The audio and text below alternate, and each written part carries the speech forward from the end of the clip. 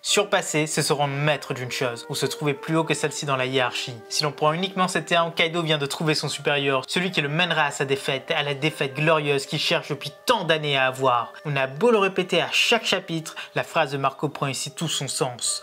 Le monde aura forcément changé d'ici à ce que l'équipage Big Mom ait remonté la cascade, et on est ici pour en parler les Nakama. Et surtout, bienvenue sur Raftelli les Nakama. Et nous, on est quand même assez curieux, on voudrait savoir ce que vous pensez de ces grands changements. Est-ce que vous pensez finalement que ça va précipiter la fin de One Piece à vitesse grand V? Nous finalement on est assez mitigés, on est à la fois excités et quand même un peu stressés. On est vraiment entre deux, c'est particulier. Oda, ça fait 1 an et demi maintenant qu'il a dit que One Piece allait finir dans 5 ans, oui, dans 5 ans. Donc on est sur du 3 ans et demi. Ça me semble un peu court pour tous les mystères. Est-ce que tous ces mystères-là seront un petit peu éludés? Est-ce que tous seront résolus en même temps? Tellement de choses encore à voir et tellement de petits détails qu'on a tendance à oublier mais qu'on a vraiment envie de connaître la suite. On a hâte de voir ce que ça donnera et en même temps, forcément, il y a ce petit côté de tristesse quand on parle de la fin de One Piece, comme toujours. Mais on est ici pour la review, donc place à la review. Allez, c'est parti!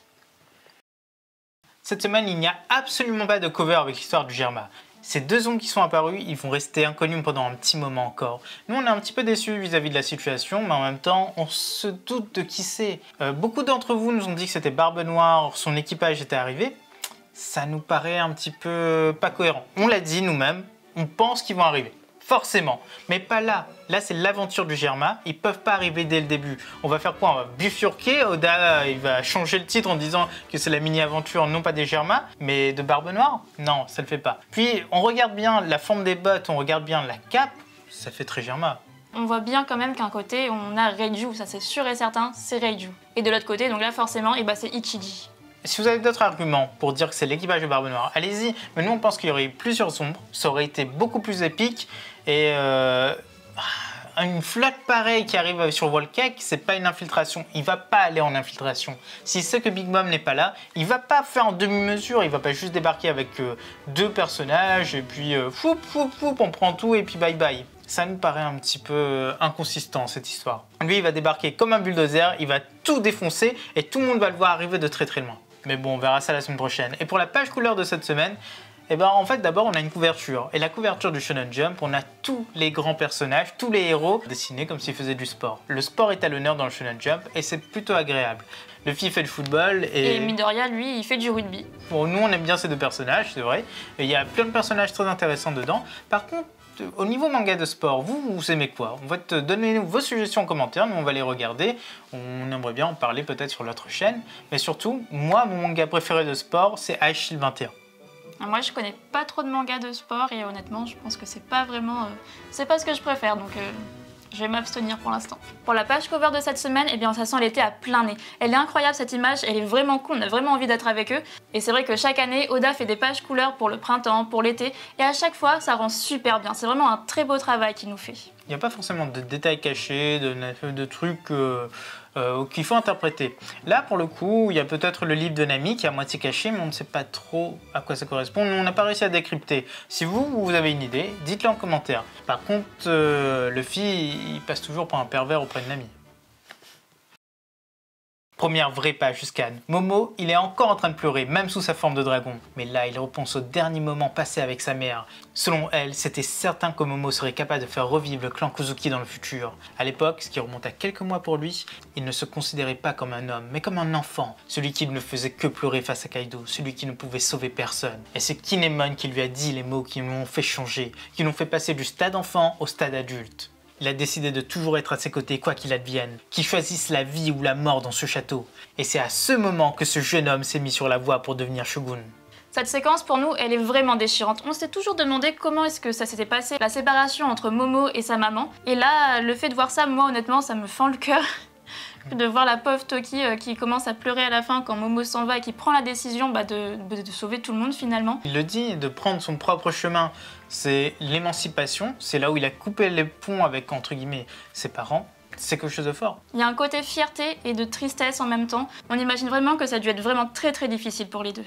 Par contre, on est quand même assez déçus par quelque chose, c'est que Kinemon, il ne va pas mourir dans cette bataille. On verra ça plus tard, mais c'est vrai que nous, on s'attendait à ce que cet arc soit vraiment l'arc du sacrifice. C'est Wano, ce sont les samouraïs. Donc on s'attendait quand même à des sacrifices et à des morts, et on s'attendait effectivement à ce que ce soit Kinemon. Donc là, on est assez déçus. Après, c'est vrai que l'arc n'est pas fini. Mais Oda l'avait dit, non? Oda l'avait dit que ça allait être super triste, que Marineford à côté ce serait un petit peu nul, limite, c'est à peu près ces mots. On comprend qu'il ait besoin de vendre son manga, que l'éditeur lui dit de dire des choses, mais nous on s'attendait vraiment au moins à quelques morts emblématiques. Là, la seule personne qui risque de mourir, c'est Kanjuro.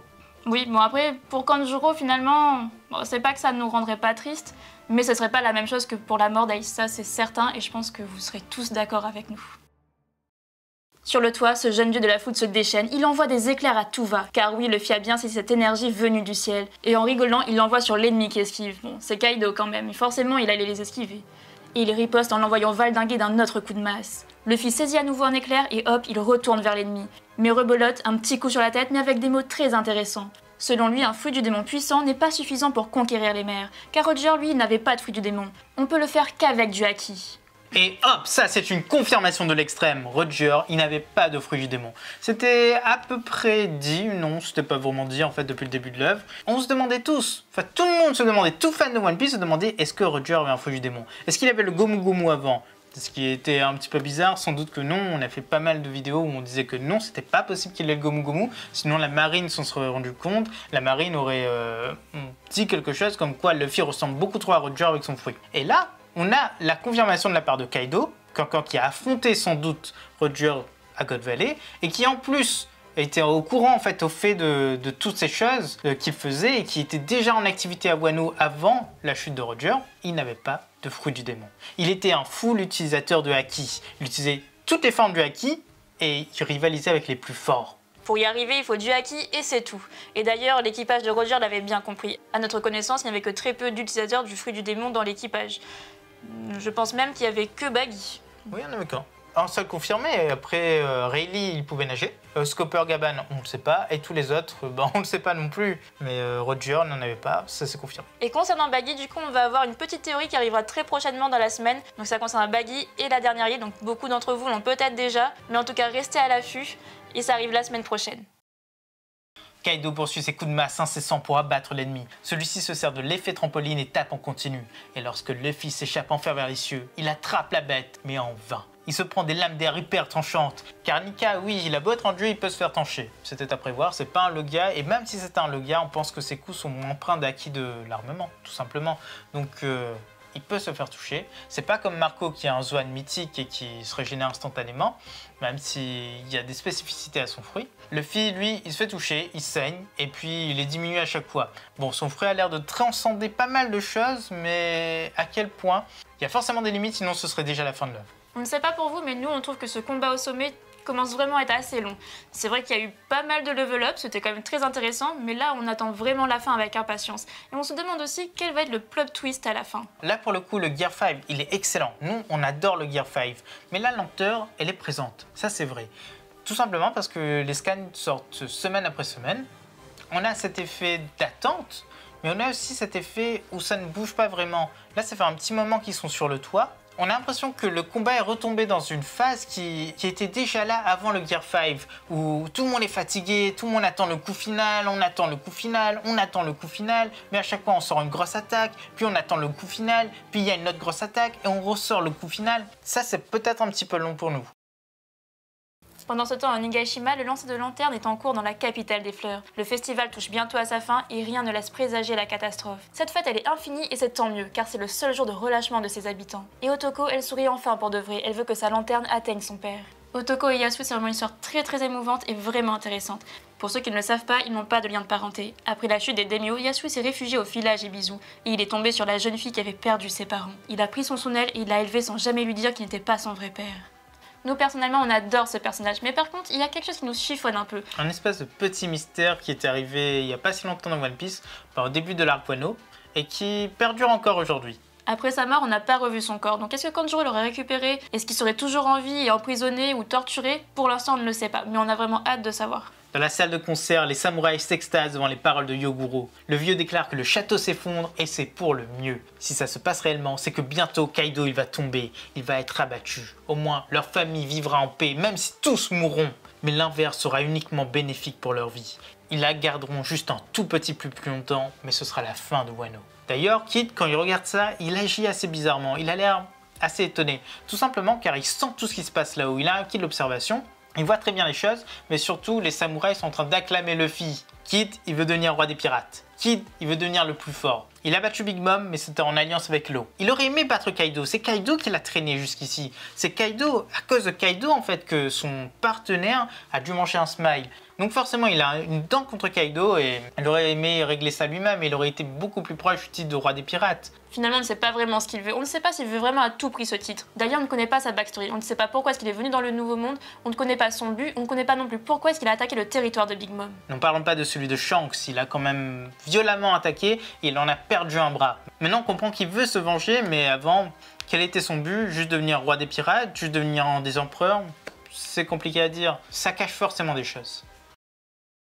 Du côté d'Iori, la demoiselle est en danger. À force de se débattre, Orochi a fait tomber le clou en grenade marin et fonce vers la fille d'Oden. Il hurle même qu'il va la tuer. Et là, il va forcément se passer un truc drôle. On imagine très bien Usopp qui débarque sur la vague et qui sauve les deux.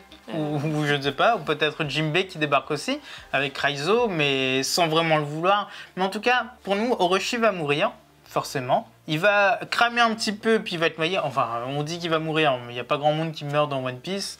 Mais sa fin doit être un peu plus burlesque. Il doit mourir de honte. Plus que mourir tout court, il doit mourir dans le fait de ne pas pouvoir accomplir son destin. Yori, il va pas pouvoir la tuer. En tout cas, pour nous, Yori doit vraiment rester immaculée jusqu'à la fin. Elle était le joyau de Wano, elle est d'ailleurs le joyau de ses parents, et elle est vraiment la chose qui doit être protégée jusqu'à la fin, que tout le monde doit protéger à tout prix. Donc là, il est hors de question qu'Orochi mette ses sales pattes sur elle. Et là, c'est un retour une nouvelle fois sur le sommet du crâne. Yamato et Momo hurlent en regardant le ciel. Est-ce que Luffy s'est blessé? Est-ce qu'il tombe? Non, c'est bien pire. Un point gigantesque débarque des nuages. Un point plus grand qu'Onigashima lui-même. Luffy est plus grand que jamais. Il s'apprête à striker Kaido avec l'île entière. Et tout ça grâce à sa nouvelle puissance. Ce point rempli de haki. Et il lance à Momo que c'est le moment de bouger cette île. Et c'est forcément la fin du scan. Tous les scans passés au sommet du toit ont servi à une seule chose, à montrer que Luffy est devenu vraiment puissant, à montrer ses nouveaux pouvoirs. Et d'ailleurs, nous on le dit depuis le départ, on adore ce Gear 5. Il allie à la fois de côté assez drôle des cartoons et vraiment la puissance qu'on attendait tous finalement. Et vous êtes aussi très nombreux à nous le dire que maintenant vous adorez cette forme. C'était pas forcément le cas au début, mais là, ça y est, c'est acté. Et c'est en grande partie à cause de l'éclair. L'éclair, ça a conquis tout le monde. Le fait qu'il attrape un éclair, c'est quelque chose quand même, parce que le caoutchouc, c'est quelque chose qui n'est pas conducteur. Donc forcément, avec Ener, on a bien vu que ça avait tout un pan de quelque chose. Mais de là à attraper un éclair, ça, c'était du domaine de la fiction, même dans One Piece. Mêler le cartoon avec le pouvoir du Gomu Gomu, le Hito Hito, en fait, ça, c'est limite du génie. Et c'est quelque chose qui plaît vraiment à tout le monde. c'est un prolongement du Gear Second et du Gear Third. C'est comme si que le Gear 4 n'avait jamais existé. Et là-dessus, tout le monde est content finalement. C'est un petit peu particulier parce que le Gear 4, c'est quelque chose qui a rythmé Luffy depuis la fin de Dressrosa. Et là, c'est comme si on faisait un énorme coup de gomme. Mais c'est pas gênant, puisque tout le monde adorait la version 3. La version avec le corps qui se gonfle en partie. Et là, il revient. Cette main est énorme.